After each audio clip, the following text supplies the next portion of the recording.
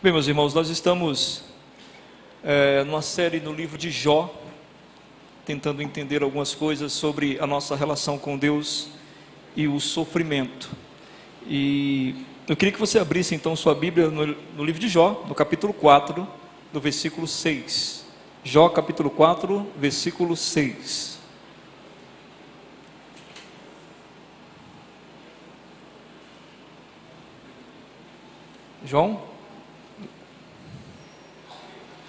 Jó capítulo 4, versículo 6. Todos encontraram, irmãos? Podemos ler? Se você estiver próximo aí, alguém sem sua Bíblia, compartilhe sua Bíblia com quem estiver do seu lado, tá bom? Jó capítulo 4, versículo 6 diz assim: Sua vida piedosa não lhe inspira confiança, e o seu procedimento irrepreensível não lhe dá esperança? Vamos orar. Deus querido, nós queremos nesta noite render graças a Ti, porque é por Tua graça e misericórdia que nós podemos estar aqui ouvindo Tua palavra.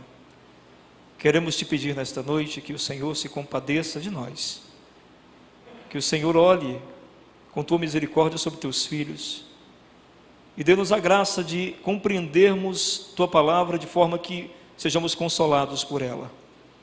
Ajuda-nos, ó Deus, pois sabemos que há uma profundidade riquíssima em Tua palavra, e há uma fragilidade muito grande em nós que nos impede muitas vezes de compreendê-la. Ajuda-nos, ó Pai, fortalece-nos nesse instante, dando-nos entendimento, para que possamos ouvir, compreender e sermos fortalecidos para a Tua glória, em nome de Jesus. Amém. Para você que não veio então no domingo passado, ou para você que não tem um conhecimento da história de Jó, e é a primeira vez que você está vindo a uma igreja, ou nunca teve um contato com essa história na Bíblia, bem, Jó, segundo nós vimos no domingo passado, lemos do capítulo 1 e 2 do seu livro, era um homem íntegro, um homem temente a Deus, e um homem que tinha tudo que você possa imaginar que um ser humano pode querer nessa terra. Ele tinha uma família linda, ele tinha 7 filhos, 4 filhos homens, 3 filhas mulheres. Ele tinha muitas riquezas, ele tinha muitos servos, era um homem bem quisto pela sociedade e, acima de tudo, como o texto bíblico diz para nós, era um homem que temia a Deus. Ou seja, Jó tinha uma relação maravilhosa com Deus, uma relação de integridade com Deus e também tinha uma vida farta, uma vida tranquila, uma vida de bonança.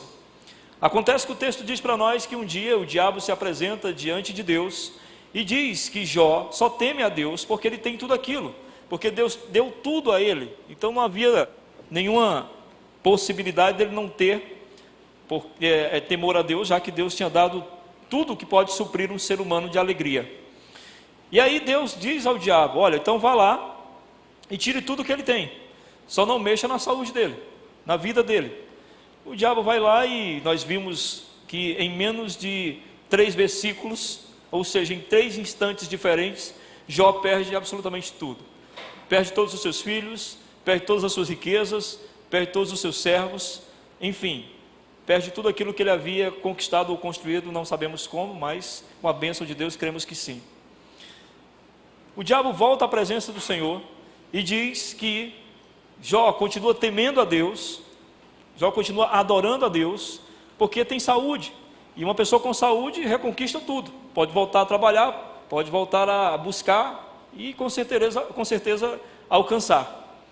Então Deus diz: então vá lá e toque na saúde dele, só não tire a vida dele. O diabo volta lá na presença de Jó e tira a saúde dele, dando a ele uma doença que mais me parece uma lepra, que vai da ponta da cabeça até a ponta dos pés. E Jó prostra-se no chão e coça-se com um caco de telha. O texto diz que ainda assim Jó continuou temendo a Deus e o adorando.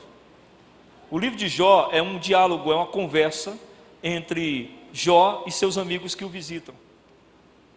Há amigos de Jó que vão visitá-lo, e esses amigos tentam entender o que está acontecendo, com Jó, e esse diálogo entre Jó e eles, na tentativa de compreender o que estava acontecendo, por que ele estava passando por tudo aquilo, é o que se compõe o livro de Jó, e é o que nos dá uma tentativa de entendermos também o que significa o sofrimento nessa terra.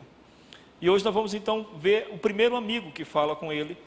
Nós vamos ver o que ele faz, que é um dos amigos que se dirige a Jó, fala a ele e que tipo de reflexão isso nos leva sobre a questão do sofrimento e a nossa relação com Deus.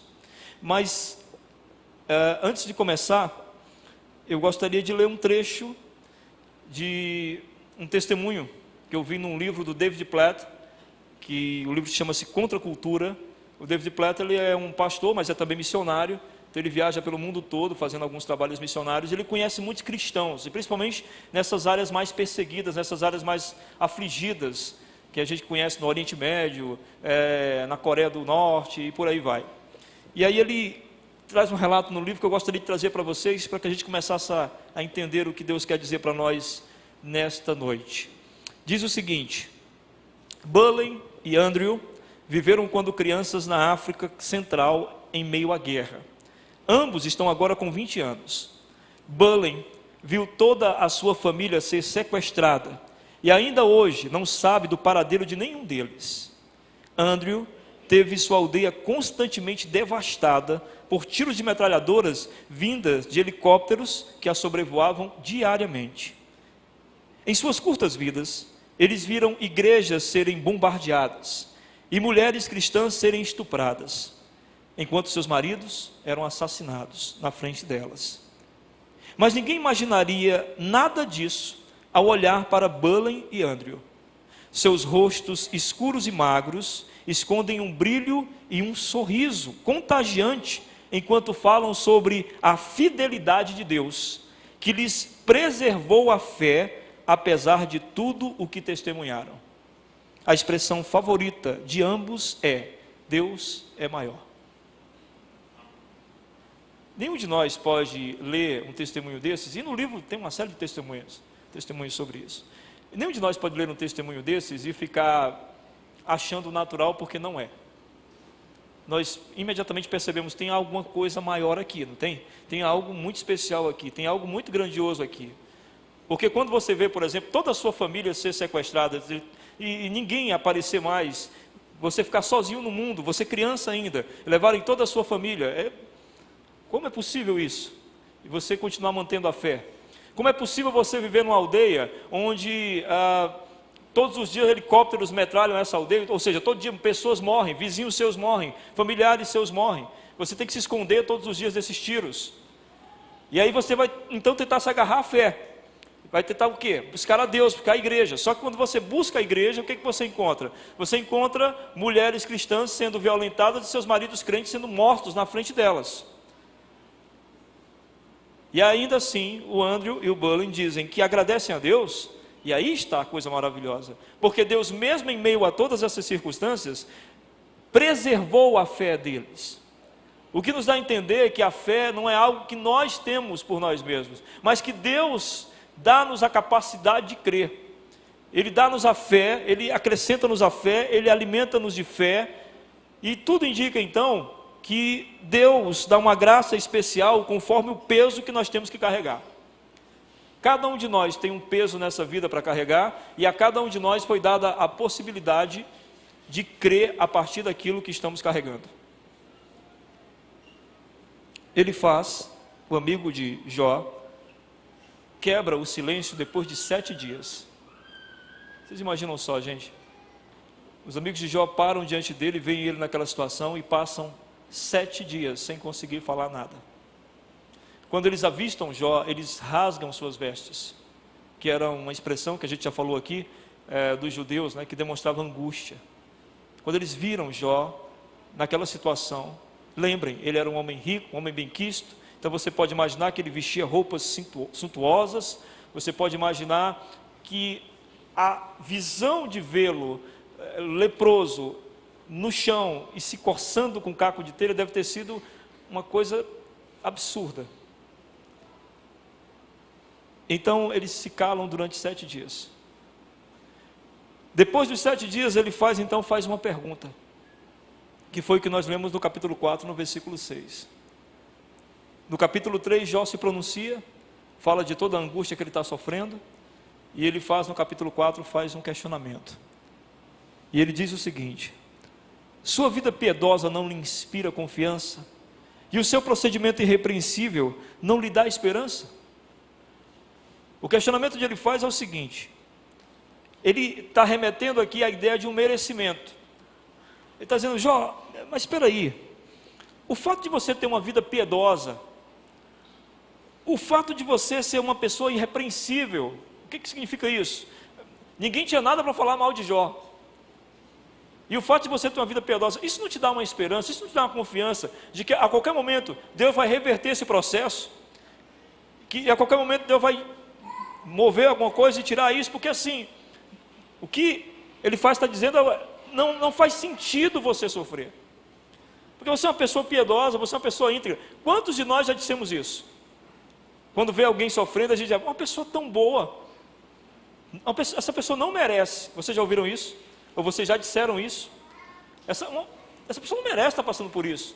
É uma pessoa tão boa, porque nós temos uma ideia de que uma pessoa boa, ou uma pessoa que tem um bom relacionamento com Deus, ou uma pessoa que é íntegra, não merece passar por nenhum tipo de sofrimento. Nós fugimos de sofrimento. É impressionante o medo que a gente tem de sofrimento. Escute as músicas gospel, todas elas falam de um não sofrimento, vitória. Não sei o que, Deus vai me dar a vitória, não sei o que, Deus vai me tirar disso, Deus vai me tirar do poço. Deus... Aquela famosa igreja que faz comercial na televisão diz o quê? Pare de sofrer, agora. Ninguém quer sofrer. Ninguém quer sofrer. A gente foge disso. E aí ele traz a ideia do merecimento.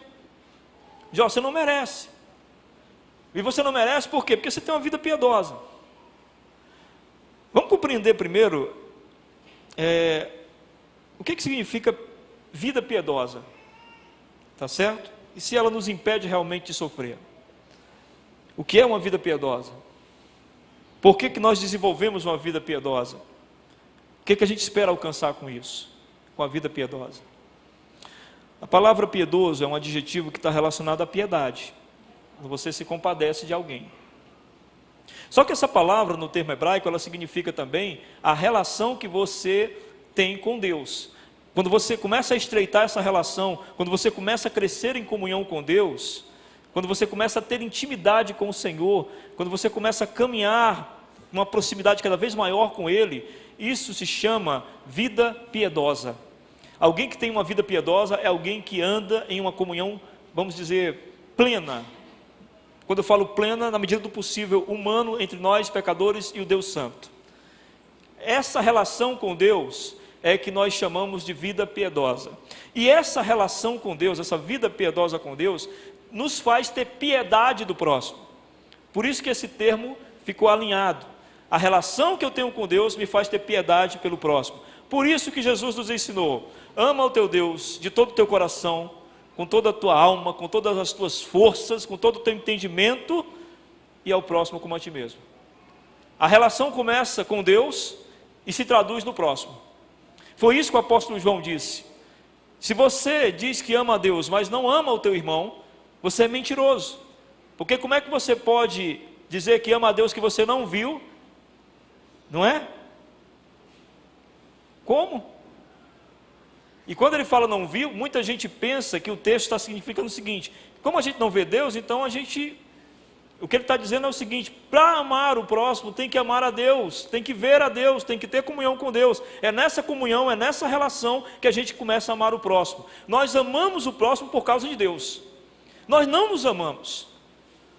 Por nós nos destruiríamos.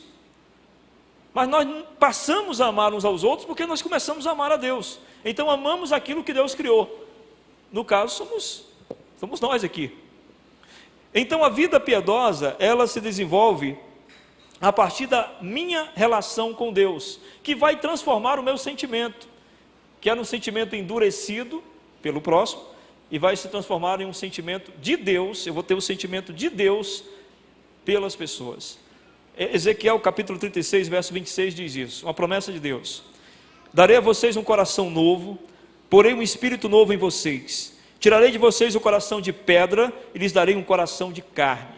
Nós tínhamos um coração endurecido pelo pecado, e a nossa relação com Deus vai nos dar um coração diferente, um coração semelhante a Deus. Então, a Bíblia diz para nós que só há um mediador entre Deus e os homens: Jesus Cristo.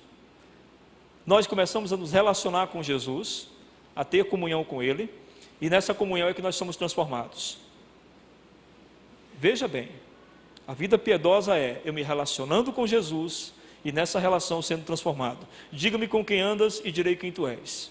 Nós começamos a andar com o Senhor Jesus e começamos a parecer com o Senhor Jesus. O dito popular faz sentido nessa questão, nesse quesito. Nesse quesito, faz sentido. Porque começamos a andar com Jesus e começamos a parecer com Jesus. E começamos a nos assemelhar a Jesus. E aí, nesta semelhança, veja uma coisa interessante. O primeiro objetivo que a gente tem quando busca a Jesus, qual é? Parar de sofrer. Você buscou a Jesus, em primeiro momento, porque você queria parar de sofrer. Você queria parar de sofrer por causa da sua culpa, você sentiu que era pecador, e você estava sofrendo com isso. Você queria um alívio para os seus pecados e para a sua culpa. Isso gera sofrimento, não gera?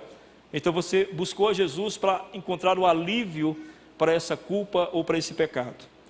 Todos nós aqui buscamos a Jesus de alguma forma para nos libertar do sofrimento que o pecado trazia a nós. É interessante isso. E é verdade. Quando nós chegamos a Jesus, imediatamente esse sentimento de culpa, esse sentimento de pecado, ele vai se esvaindo, porque nós nos sentimos agraciados e perdoados pelo Senhor. Nós nos sentimos aceitos por Deus por causa de Jesus. Então Jesus realmente nos livra de um sofrimento, que é o sofrimento do pecado. Eu não consigo me imaginar sem Jesus. Eu talvez não tivesse chegado nunca à idade que eu cheguei. Talvez nunca tivesse constituído família. Porque eu consegui me libertar de muitas coisas, de muito sofrimento, a partir da minha relação com Jesus e da minha obediência a Ele. Foi a obediência ao Senhor que fez com que eu não fizesse algumas coisas que iriam arruinar a minha existência. Os irmãos entendem isso? Você entende que a partir do momento que você se submeteu à vontade de Jesus, um monte de coisa aconteceu na sua vida, diferente do que poderia acontecer se você não se submetesse? Essa relação com Jesus, de uma certa forma, nos liberta de alguns sofrimentos. Eu imagino, se nesses 20 e poucos anos, 21, 22 anos que eu tenho de crente, se eu não tivesse a relação com Jesus, se eu tivesse vivido isso sem Jesus, é bem provável que eu estaria com uma série de sofrimentos acumulados pelo pecado. Eu não sei se você crê assim também. Então Jesus nos livra desse sofrimento imediato, que é o sofrimento do pecado. Mas vocês já repararam, como eu falei, que à medida que a gente ama Jesus e se relaciona com Ele, a gente começa a amar as pessoas como Ele amava. À medida que a gente começa a amar as pessoas, a gente começa a sofrer. Todas as vezes que a gente começa a se envolver com as pessoas, a gente sofre com elas. É por isso que muita gente na igreja não quer se envolver. Vocês já viram gente que fala assim? Não quero me envolver. Ela quer vir todo domingo, sentar nessa cadeira, e quando ela passa por mim por aí, finge que não me vê, porque pensa que eu vou dizer alguma coisa, vou cobrar, entendeu? Enfim, não quer se envolver. Eu não a culpo. Para se envolver em amor, é preciso estar numa relação bem íntima com Jesus, mas tão íntima e tão profunda, uma comunhão tão maravilhosa, gostosa, que você quer ser como Ele. E você começa a amar como Ele. Mas quando a gente começa a amar como Jesus, dói. Filipenses capítulo 2 é um texto que fala sobre a imitação a Jesus. No versículo 1 diz assim, Paulo falando sobre como os cristãos se comportam na relação com Jesus. Portanto, se há algum conforto em Cristo, alguma consolação de amor, alguma comunhão no Espírito, alguns entranháveis afetos e compaixões. Note o entranháveis afetos e compaixões. Ele diz, se você está em Cristo, você tem entranháveis afetos e compaixões pelas pessoas. Você não consegue olhar para as pessoas mais de maneira indiferente. Se você está em Cristo, se você tem comunhão com o Senhor, você não consegue olhar para as pessoas de maneira comum. Você não consegue ver o sofrimento das pessoas de maneira natural. E ele diz que isso chama-se entranháveis afetos e compaixões. Note o termo entranhas. Vem exatamente o que você está pensando mesmo. Vem das vísceras, do intestino, do abdômen, do tórax, aqui. Quando você está apaixonado e você vê a menina, dá aquele friozinho na barriga. Mexeu com as suas entranhas. Entendeu? Graças a Deus eu ainda Ainda tenho, quando eu vejo a Marlene, quando eu viajo muito tempo, aí depois eu vejo a Marlene, ainda mexe com as minhas entranhas. Sinto friozinho na barriga, quando eu a vejo. Quando você tem medo, já sentiu medo daquele negócio? As mulheres costumam dizer assim, me dê uma coisa ruim. Né? As mulheres dizem assim, que mexeu com as entranhas, porque o emocional mexe com o organismo. Então ele está falando aqui que esse amor que a gente desenvolve pelas pessoas é um amor tão profundo que mexe aqui dentro da gente, mexe com o mais profundo de nós. Nós começamos a sentir como se fôssemos nós mesmos naquela situação. Então tornar-se como Jesus é sujeitar-se ao amor. E sabe o que 1 Coríntios 13, verso 7 fala sobre o amor? Começa dizendo logo assim, de cara, o amor tudo sofre. Todo amor causa sofrimento.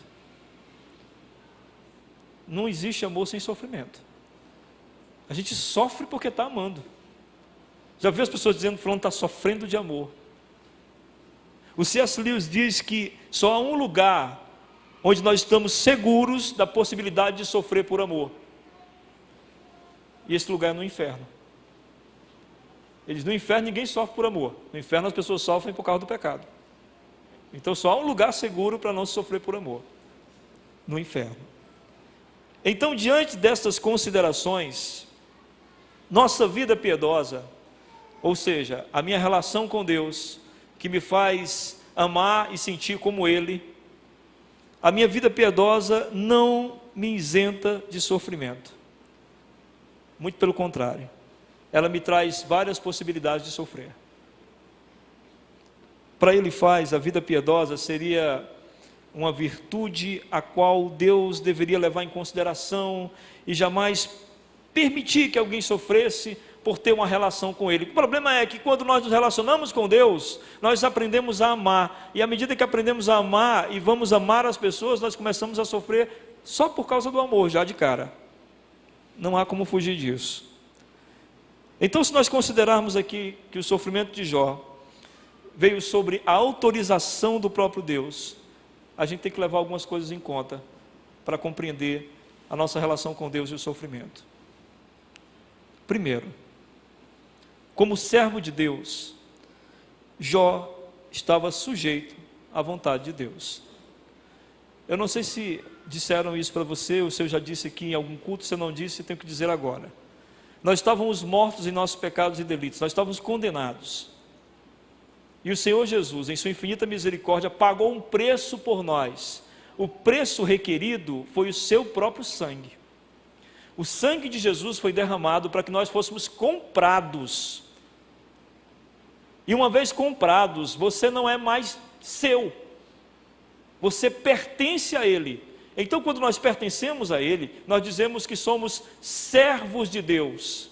Não vivemos mais para nós mesmos, vivemos para Ele, porque Ele nos comprou. Nós tínhamos duas possibilidades. A primeira possibilidade era viver sem Ele e um dia prestarmos conta da nossa existência diante de Deus. Quando nós fizéssemos isso, seríamos condenados, porque não teríamos como pagar pelos nossos pecados. O Senhor Jesus assumiu a nossa culpa, o Senhor Jesus assumiu os nossos pecados, pagou-os na cruz do Calvário, então imediatamente nós nos tornamos dele, nós somos dele. E sendo dele, nós somos servos do Senhor. Eu não sei se lhe disseram isso, mas um servo não manda em nada. Um servo obedece, um servo se sujeita. Jesus mesmo se fez servo e se sujeitou. No capítulo 2 de Filipenses diz isso. Ele se esvaziou e assumiu a postura de servo. E aí, assumindo essa postura de servo, ele lidou com Deus como se a vontade de Deus fosse a vontade dele completa. Embora ele questionasse na hora antes da crucificação, mas ele disse: Pai, faça-se a tua vontade, não a minha, porque estava na posição de servo. Então vamos considerar que Jó está na condição de servo. Ele é alguém piedoso e é alguém que está na condição de servo. E se para demonstrar compaixão aos que sofrem, Deus usasse a vida de Jó como uma pregação viva do que significa confiar em Deus diante de todo desespero? Se Jó soubesse disso, falei isso domingo passado, né? Se Jó soubesse disso, se Jó soubesse que Jó, você vai ser um exemplo para que todas as pessoas que sofrem não se desesperem nunca. Elas confiem em mim, não importa a situação que passem. Mas no final da história elas saibam que eu ainda estou com elas. Você vai ser uma pregação viva. Jó talvez não se desesperasse se ele soubesse que esse era o objetivo do seu sofrimento. Porque como servo de Deus, que submete à vontade de Deus, e como alguém que é piedoso, ele se compadeceria das pessoas que sofrem, e ele não se importaria de ser para elas um exemplo de confiança, paciência, perseverança e fé. Eu pergunto para você, e se você como servo de Deus, Deus disser, fulano, eu vou usar um sofrimento em sua vida para mostrar algo para as pessoas que lhe cercam. Porque você é meu servo. E assim, o Senhor conhece seus servos. Eu sei exatamente que tipo de sofrimento posso trazer a você, de maneira que a sua fé seja sustentada. Deus não quer arrancar a nossa fé. Deus quer lapidá-la. Deus não retira a nossa fé.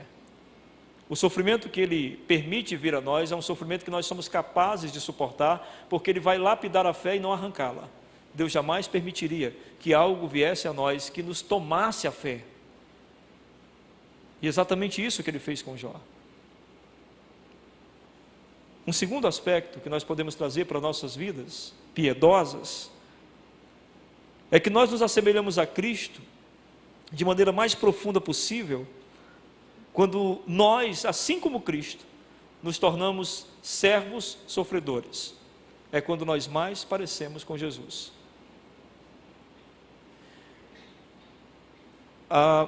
Enquanto eu estava preparando o sermão, ontem, eu fui visitar meu sogro.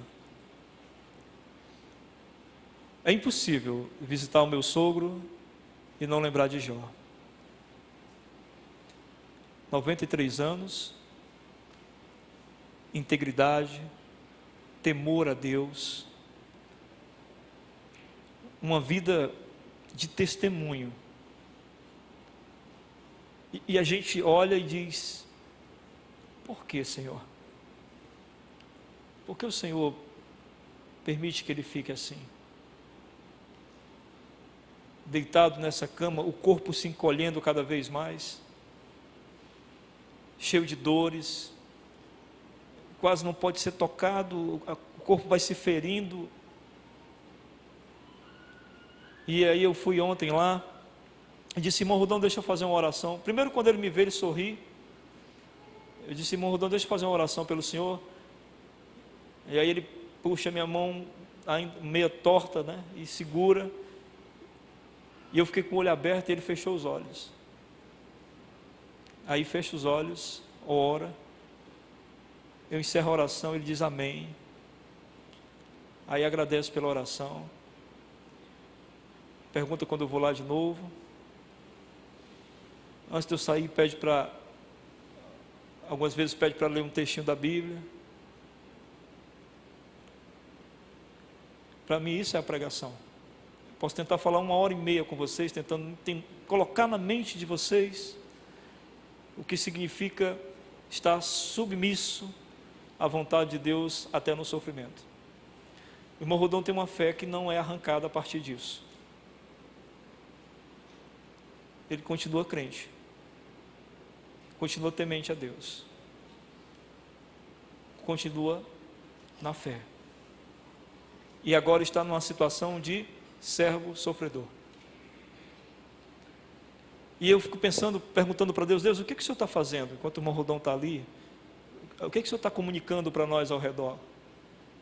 Eu não sei o pessoal da família, eu tenho umas mensagens, umas pregações do irmão Rodão naquela cama, tem umas mensagens para mim. Uma delas é que qualquer sofrimento que eu possa chamar na minha vida de sofrimento é hipocrisia diante daquilo que eu estou vendo.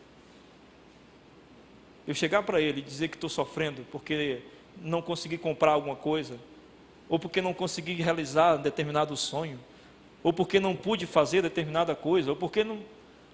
Sabe essas tolices? Eu olho para ele e digo, isso é sofrimento. É como se Deus estivesse pregando para nós, dizendo, isso é sofrimento. Cale sua boca, volte para casa e viva a sua vida. Porque você não sabe o que é sofrimento. Porque aquilo que ele está passando é exatamente alinhar-se ao sofrimento de Jesus Cristo. O que Jesus merecia? Nada. Nele não havia culpa nem pecado. Tomou sobre si a nossa culpa e o nosso pecado. E ainda assim sofreu o que sofreu. E quando um de nós sofre, nós também não temos pecado. O Senhor Jesus já tomou para si. Nós estamos limpos diante de Deus. Mas o que está acontecendo ali é Deus dizendo para nós, pregando para nós, mostrando para nós, testemunhando para nós, através de um sofrimento de alguém, através de uma fé de alguém, que a nossa fé é tão tola e tosca muitas vezes. Paulo disse em Gálatas 6,17, as pessoas estavam perturbando ele, falando, você não é apóstolo, você não é isso, você não é aquilo, e ele disse, olha, desde agora ninguém me importune, porque eu trago no meu corpo as marcas do Senhor Jesus. Você sabe o que significa isso?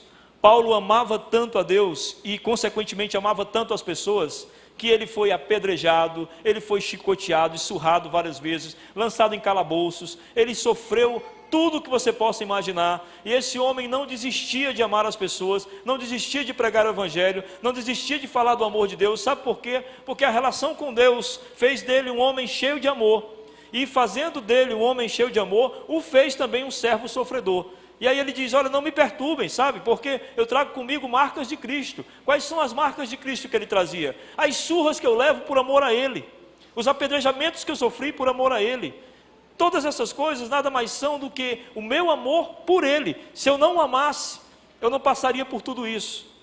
Então, o que nós queremos entender aqui é que quando nós sofremos, nós deveríamos dizer, olha, Deus está me usando nesse instante.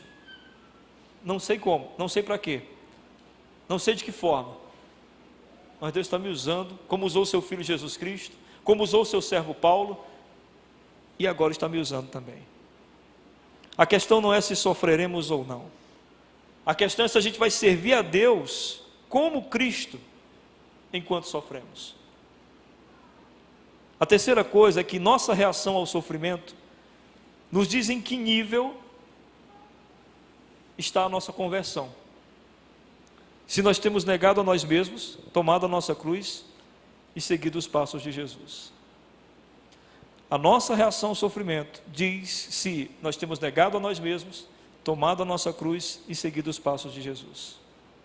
O sofrimento, ou ele destrói o nosso ego, enquanto a gente está sofrendo, a gente acaba pensando, não importa o que eu estou passando, o que importa é a glória de Deus. Ou ele infla tanto o nosso ego, que a gente se afasta de Deus. E ego inflado é o que não falta em nossos dias. É um negócio impressionante. Gente que se afasta de igreja por tudo. As igrejas viraram uma espécie de restaurante. Você vai onde mais lhe agrada, onde mais você é bem servido. De repente o pastor fala uma coisa que você não gosta, e aí eu já encontrei pessoas assim, eu encontro pessoas por aí, e aí a pessoa diz, eu não estou mais indo na igreja, mas você não está vendo em tal igreja? Por que não está indo mais? Não, o pastor falou umas coisas lá que eu não gostei. É assim que funciona agora.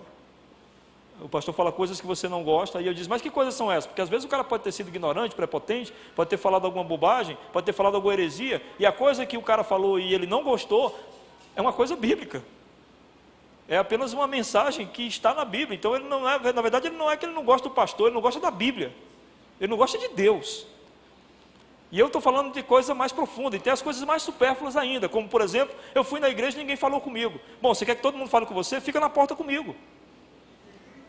Eu fico na porta ali, eu cumprimento as pessoas de vez em quando, nem sempre eu estou afim. Se já prestou atenção que nem sempre eu estou afim? Às vezes, vão embora, e me sento ali. Nem sempre eu estou afim, mas se alguém quiser, ninguém falou comigo, ninguém olhou para mim, quer que alguém olhe para você, vem aqui na frente, a gente olha para você. Essas tolices, esses egos inflados que a gente tem visto, e não tem nada a ver com a igreja. Eu fico pensando na igreja primitiva, eu fico pensando na igreja no Oriente Médio, onde as pessoas, quando entregam suas vidas a Jesus, perdem até o nome, perdem a família, perdem toda a dignidade social, morrem por amor a Cristo. E nós tratamos a igreja do Senhor como se fosse algo destinado a nós. O que a igreja tem a me oferecer? Tem culto sábado, o que tem de especial nesse culto? Tem que ter alguma coisa especial. Ninguém pode simplesmente se reunir para orar ou para cantar louvores ao Senhor. Não, tem que ter alguma coisa especial. E é assim que nós temos tratado a igreja, com esse ego inflado. Então quem tem esse ego inflado demonstra que não negou a si mesmo, que não tomou a sua cruz e que não tem seguido os passos de Jesus. Porque o sofrimento tem que destruir o nosso ego. A gente tem que olhar para esse mundo e dizer assim, como o apóstolo Paulo disse em uma de suas cartas: o sofrimento nessa terra é leve e momentâneo. Meu irmão, tudo vai passar aqui. É muito rápido. Ontem eu estava jogando futebol com os meninos e eu lembrei da primeira vez que eu entrei em campo, assim, arrumadinho, com um uniformezinho. Eu tinha 14 anos. Ontem eu entrei com 43 anos. Gente, para mim foi assim, ó. Quando um piscar de olhos. Há bem pouco tempo atrás eu trazia a Jéssica no colo para a igreja. A Jéssica está grávida. Eu vou ser vô. É rápido. Você não pense que... Então, em relação ao sofrimento, a mesma coisa. Você não está no inferno, você está no mundo. E no mundo, tudo passa. Tudo passa. A Bíblia diz que as dores do mundo são leves e momentâneas comparada ao peso de glória que nos aguarda. Meu Deus, o peso de glória, ou seja, todo o prazer, toda a alegria, toda a plenitude de Deus que iremos encontrar, não se compara a um leve e momentâneo sofrimento nessa terra. Porque eu olho para o meu sogro, irmão Rodão, e ele passou a sofrer há um tempo atrás, e eu digo, irmão Rodão viveu 93 anos, e só no final de sua vida veio esse sofrimento, e daqui a pouco ele se encontra na glória com o Senhor, e vai viver prazeres para toda a eternidade. Ou seja, ele teve um instante de sofrimento, que ele não murmura, que ele não reclama, porque eu tenho certeza que há uma consciência nele, de que daqui a pouco ele estará com o Senhor para todo sempre. Mas alguns de nós se agarram tanto à vida, se agarram tanto à existência, e nós queremos tanto um céu e paraíso aqui, agora e já, que não podemos suportar o mínimo sofrimento, a mínima angústia. E assim é que nós temos um ego tão inflado, que ao menor pesar, a gente quer se afastar de Deus. O discípulo é provado no sofrimento. É ali que ele demonstra que ele está morto para o mundo e vivendo para Cristo. Paulo disse isso, né, em Gálatas 2:20, já não vivo mais eu, Cristo vive em mim. A vida que agora eu vivo pela fé no Filho de Deus.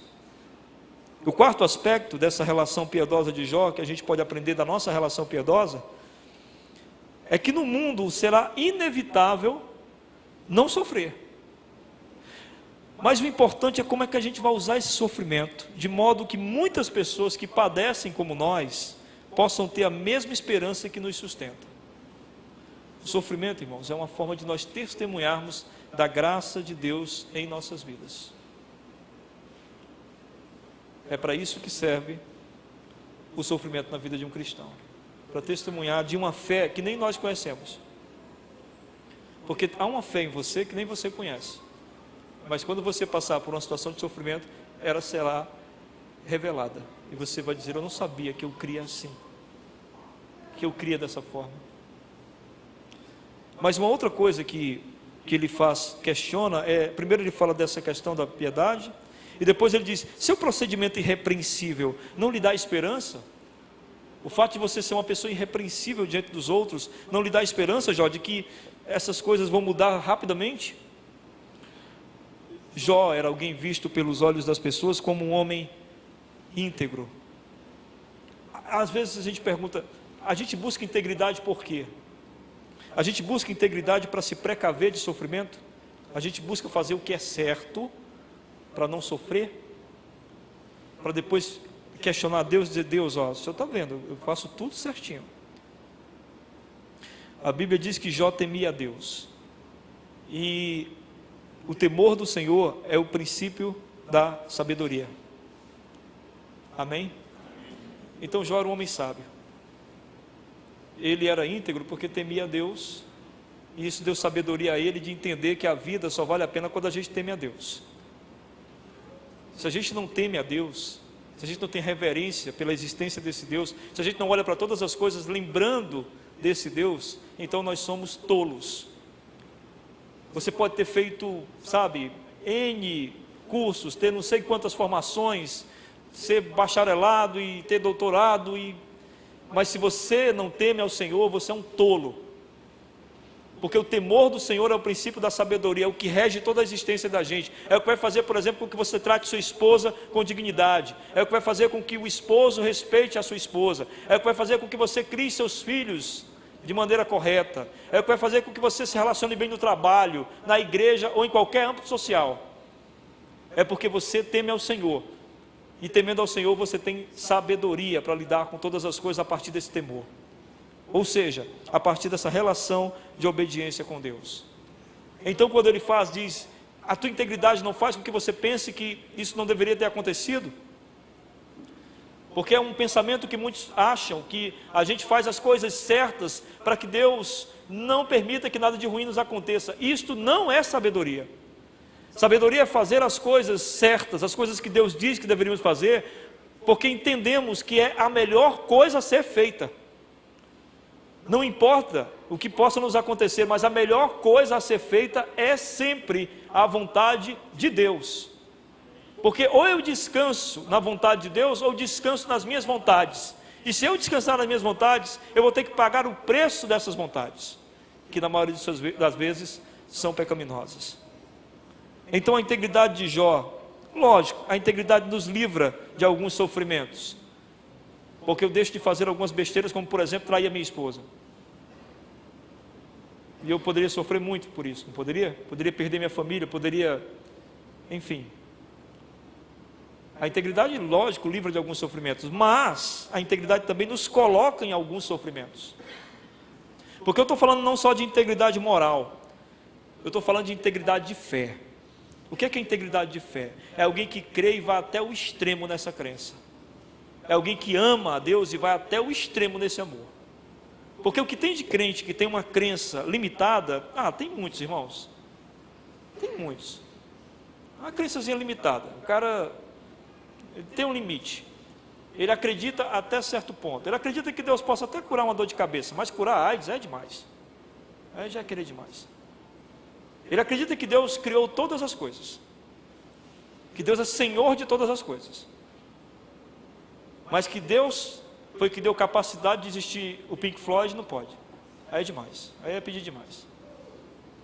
Sabe esse tipo de limitação de fé? E limitação de amor? Ama a família, o esposo, os filhos, o amigo mais próximo, os irmãos da igreja. Vai limitando. Vamos para o interior, passar um dia lá fazendo um trabalho social? Não, então, eu tenho umas coisas para resolver em casa. Eu não gosto de... Rapaz, o sol me dá uma dor de cabeça. No interior é muito quente. Eu tenho um problema de não sei o quê, essas coisas. Enfim, limita o amor. Quando a gente fala de integridade, estamos falando de não limite de fé e nem limite de amor, de extremos. E aí eu lembro do Jim Elliot. Jim Elliot era um missionário de 22 anos. Ele tinha recém se formado em teologia missionária e junto com 4 amigos começam a orar pedindo a Deus que os levem para um lugar onde o evangelho não foi pregado ainda. Eles começam a orar e Deus começa a mostrar para eles que o lugar ideal é o Equador. Então eles se reúnem, se preparam, ele mais 4 amigos, e vão para o Equador. Lá eles vão para uma tribo, a tribo dos Guadani. E essa tribo, eles não sabiam, porque naquela época, anos 50, não era como hoje, né, que a gente tem informações rápidas sobre tudo. Eles não sabiam que a tribo Guadani era uma tribo muito violenta e que não admitia a entrada de ninguém fora, alguém que fosse fora da tribo, não admitia a entrada. E eles chegam nessa tribo e vão pregar o evangelho. São capturados no primeiro dia. No terceiro dia, são mortos a flechadas, os 5. Eu queria ler para vocês a carta do Jim Elliot, para os pais dele, que não queriam deixá-lo ir para o Equador. E ele escreveu essa carta, que a esposa dele depois publicou. Diz assim: não me surpreende que vocês ficassem entristecidos com a notícia da minha ida para a América do Sul. Isso não é nada mais do que aquilo que o Senhor Jesus nos advertiu quando Ele disse aos discípulos que deveriam se tornar tão apaixonados com o reino e em segui-lo de tal forma que todas as outras alianças devem se tornar como se nunca tivessem sido feitas. E ele falou isso relacionando-se também ao laço familiar. Na verdade, esses amores que consideramos como mais íntimo, ele nos diz que nós deveríamos vê-los como banais, em comparação com o nosso desejo de defender a causa do Evangelho. Não se entristeçam, então, se os seus filhos parecem abandoná-los, mas em vez disso, alegrem-se de ver a vontade de Deus realizada com alegria. Lembrem-se como o salmista descreveu os filhos. Ele disse que eles eram como uma herança do Senhor e que todo homem deveria ficar feliz se tivesse a sua aljava cheia deles. E do que é cheia uma aljava, senão de flechas? E para que servem as flechas, senão para serem atiradas? Assim, com os braços fortes da oração, puxem a corda do arco para trás e lancem as flechas com fé. Mãe, pai, eu tenho que ir. Se eu não for, eu não serei feliz. A minha alegria se completa em poder amar e expandir esse amor aonde ele não é conhecido. O Jim Elliot foi morto com 22 anos de idade. Ele já era casado. A Elizabeth Elliot era também uma mulher íntegra de fé. Uma mulher que não tem limite de fé, a esposa dele. Sabe o que ela fez? Ela reuniu um grupo de missionários e disse: vamos para a tribo Wandani. Se ela não fosse uma pessoa que se relacionasse com Deus, ela diria: vamos para lá vingar o meu marido, né? Não, ela disse: vamos para lá ganhá-los para Jesus. Ela juntou, mais 5 missionários, foram para o Equador, foram para a tribo Wandani. Pela graça de Deus, não foram mortos, foram ouvidos, pregaram o Evangelho, toda a tribo se converteu ao Senhor, e o chefe que autorizou a morte do Jim tornou-se o líder cristão da comunidade. Para que serve o sofrimento? Você nem imagina para que serve, mas pode ter certeza que glorifica a Deus. Não tenha medo do sofrimento, meu irmão. Não tenha medo. Deus nos deu a graça, nos deu a fé, e essa fé nos sustentará em toda e qualquer situação. Não há o que temer. O que vier a nós, Deus já nos deu a capacidade de vivermos. E o que vier a nós irá glorificar o nome do Senhor para sempre. Que nós então sejamos cristãos autênticos, piedosos e íntegros, mas não por medo do sofrimento, mas para que Deus nos use para a sua glória. Que nós não ousemos chegar na eternidade e não termos nenhuma participação na obra redentora da humanidade. Nenhuma. Alguém que se isentou a vida toda, fugiu a vida toda de tudo. Que coisa triste não ter uma participação, e que coisa maravilhosa ter uma participação. Dizer: olha, algumas dessas pessoas estão aqui porque você ajudou para que elas estivessem aqui. Porque isso é uma graça incrível, não é? Porque Jesus paga o preço lá na cruz, mas permite que nós participemos da mesma alegria que Ele. E como é que Ele faz isso? Fazendo com que um dia, na eternidade, nós possamos ver que alguns se encontraram com Ele por nossa causa. Não desperdice sua vida, meu irmão. Não desperdice. Eu não estou falando de esperar um sofrimento. Eu estou falando de colocar em prática o amor, o compadecimento, de pegar a sua existência e dizer: Senhor, eu não posso existir só por existir. Eu não quero ser uma planta. Eu quero ser um servo. Então, se eu faço o seguinte: me deixa participar, me deixa colaborar também de alguma forma. Sabe, você não precisa fazer coisas espetaculares, porque não é você que escolhe. Há pessoas que não farão coisas espetaculares. Nós tínhamos um zelador no seminário, que era o cara mais abençoador do seminário, Tinha professores lá, catedráticos, não sei o quê, e os caras não me ensinavam muita coisa, não era por causa do meu orgulho, não. É porque aquele zelador me ensinava demais. A integridade dele, o amor dele por Deus. Às vezes em que eu cheguei lá e ele colocava a mão nas minhas costas e disse: fica calmo, vou orar por você. Essa relação dele, essa dedicação dele de estar sempre perto de nós, nos abençoava grandemente. E assim, aos olhos humanos, ele não era nada. Nunca chamaram-no para dar uma palestra, nunca chamaram-no para fazer uma preleção, mas ele abria a Bíblia para nós e falava, e o coração da gente pegava fogo. Sabe, você não precisa fazer nada espetacular, mas você precisa simplesmente dizer: Senhor, eu sou teu servo, eu nem sei do que sou capaz. Irmãos, vocês não sabem do que vocês são capazes. Eu nunca imaginei pregar diante de pessoas, nunca foi meu plano e nem meu sonho, jamais. Você não sabe o que Deus pode fazer de sua vida, mas você tem que dizer para Deus: Senhor, faça. E aí esteja pronto para fazer algo insignificante ou algo espetacular. E esteja pronto para sofrer uma coisa mínima, que talvez até mexa com você, mas é tão pequeno diante dos olhos dos outros, mas mexe tanto com você. Ou quem sabe por uma coisa espetacular, e que você vai suportar, porque Deus lhe dará a fé necessária para isso. Eu sei que o que falta para nós é querermos participar. A gente quer participar da grande festa que vai haver lá um dia, mas a gente não quer participar desse momento de convite, onde nossas vidas podem colaborar muito para isso. Que essa mensagem não seja esquecida por você, tá? Que você pense: meu Deus, eu não estou aqui para me divertir somente. Eu não estou aqui para passar horas vendo série na TV. Eu não estou aqui para passar horas na internet. Eu devo estar aqui para uma coisa mais significativa do que isso. Deve ter alguma coisa mais significativa do que isso, para eu gastar a minha juventude com isso.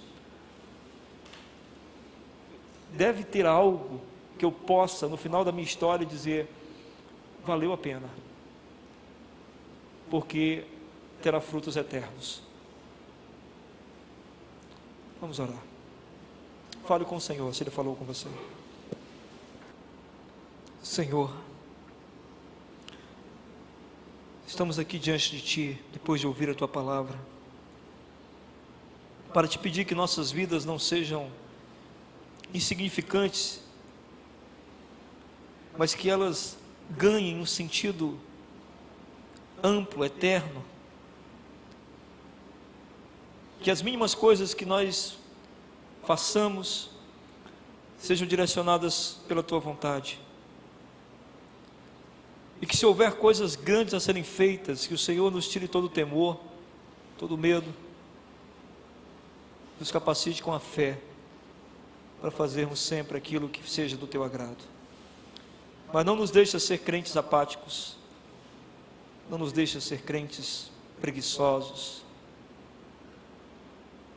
Que nós possamos estar à Tua disposição onde estivermos, no trabalho, na escola. Usa-nos, Senhor. Faz com que sejamos uma ponte, uma luz, um farol para aqueles que nos cercam. Seja através do nosso serviço, seja através de qualquer tipo de sofrimento que possa vir a nós, ou seja através daquilo que vamos fazer, e por fazer, talvez soframos. Não importa, Senhor. Queremos Te amar mais, mais, mais e mais. E desse amor,